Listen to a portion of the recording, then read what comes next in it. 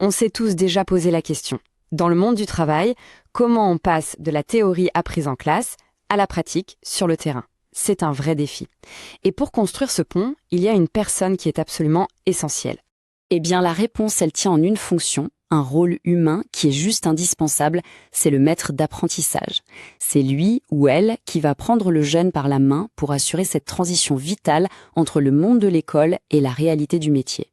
Mais attention, on ne parle pas d'un rôle informel, d'un simple coup de main, pas du tout. C'est une fonction officielle avec un cadre légal très précis. Et pour vraiment comprendre qui il est, ce qu'il fait et comment son rôle est valorisé, on va décortiquer ensemble, pas à pas, les textes officiels qui le définissent. Allez, voici notre programme. On va d'abord voir quel est le profil exact pour devenir maître d'apprentissage.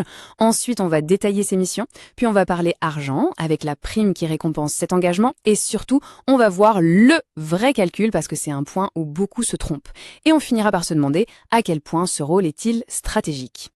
Alors, on y va. Qui peut vraiment porter cette casquette et avoir cette responsabilité de former la nouvelle génération?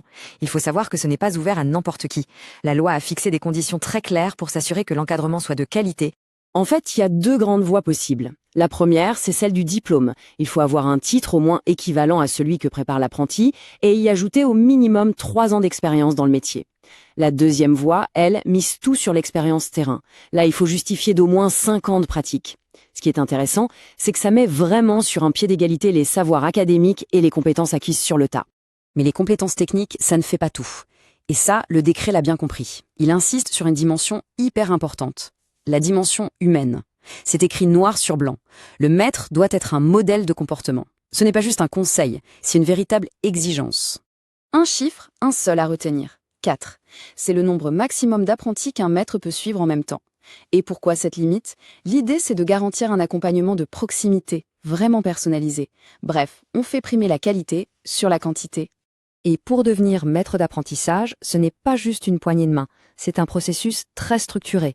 D'abord, l'employeur le désigne officiellement par écrit. Ensuite, étape obligatoire, le futur maître doit suivre une formation pédagogique. C'est logique, savoir faire et savoir transmettre, ce sont deux choses différentes. Et à la fin, il obtient une attestation qui valide officiellement sa capacité à encadrer. Ok, maintenant qu'on a le profil, on passe à l'action. Concrètement, sur le terrain, que fait un maître d'apprentissage? Son rôle va bien au-delà de la simple surveillance. C'est un mandat très complet. Le décret liste pas moins de 13 missions officielles. Pour que ce soit plus simple, on peut les regrouper en 3 grands pôles. Le plus gros morceau, presque la moitié, c'est tout ce qui touche à l'accueil, à l'intégration et à la sécurité, la base. Ensuite, on a le cœur du réacteur, la formation technique, la transmission du savoir-faire. Et enfin, le dernier quart, c'est le suivi et l'évaluation, pour s'assurer que tout se passe bien. Au quotidien, ça veut dire que le maître est là dès le premier jour pour accueillir le jeune. C'est lui qui va lui montrer les règles de sécurité, qui va lui apprendre les gestes du métier, lui donner le bon matériel. C'est aussi lui qui va remplir le livret de suivi, qui va échanger avec le centre de formation et qui sera même présent pour les évaluations finales. C'est un coach, un guide du début à la fin. Bon, tout ce travail, tout ce temps, toute cette énergie, ça méritait bien une reconnaissance, non? Eh bien, le législateur a prévu une compensation financière pour valoriser cet engagement qui est tout simplement vital pour l'entreprise.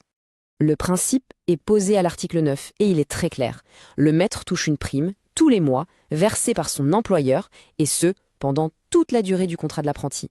Ce n'est pas un bonus de fin d'année, c'est une reconnaissance constante de l'effort fourni au quotidien.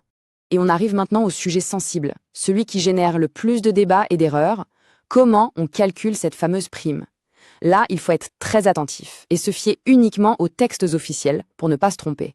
Alors attention, on met tout de suite les pieds dans le plat. Contrairement à ce que beaucoup pensent, la prime n'est pas calculée sur le salaire de base du maître lui-même, non. Elle est calculée sur un montant fixe qui s'appelle le salaire de référence. Ce concept a été créé spécifiquement pour servir de base de calcul stable et unique. Et ce montant, il ne sort pas d'un chapeau. Il est fixé par un décret exécutif on ne peut plus officiel. C'est la source légale, celle qui met fin à toutes les discussions et à toutes les interprétations. Et le chiffre magique, le voilà, 18 000 dinars. C'est ça, le salaire de référence. C'est sur cette base et uniquement sur celle-ci que tout va être calculé, peu importe que le maître d'apprentissage gagne plus ou moins. La base est la même pour tout le monde. À partir de là, le calcul est simple. Tout dépend du niveau du diplôme préparé par l'apprenti. Pour un niveau de base, type CAP, c'est 15% de 18 000, soit 2 700 dinars par mois. Pour un niveau technicien, on passe à 20%, soit 3 600 dinars. Et pour le plus haut niveau, technicien supérieur, c'est 25%, donc 4 500 dinars chaque mois. C'est clair, c'est net, c'est standardisé. Et maintenant, le détail qui change absolument tout. Ce montant est valable pour un seul apprenti. Mais souvenez-vous, un maître peut en avoir jusqu'à 4. La prime se cumule. Faisons le calcul. Un maître qui encadre 4 apprentis en BTS peut toucher 4 fois 4 500 dinars, soit 18 000 dinars par mois en plus. Là, ça devient un complément de revenu vraiment très intéressant. Donc si on fait le bilan, on a un profil bien défini, des missions très claires et une récompense financière qui est à la fois concrète, motivante et surtout juste et uniforme pour tout le monde. Tout ça, ça nous montre une chose, le rôle du maître d'apprentissage est tout sauf anodin, il est considéré comme absolument stratégique. Et ça nous amène à une dernière question pour la route. Est-ce que ce système qui mise tout sur ce lien humain, sur cette transmission directe et encadrée, n'est pas finalement la solution la plus efficace pour enfin réussir à faire correspondre parfaitement la formation des jeunes avec les compétences que les entreprises recherchent désespérément? La question reste ouverte.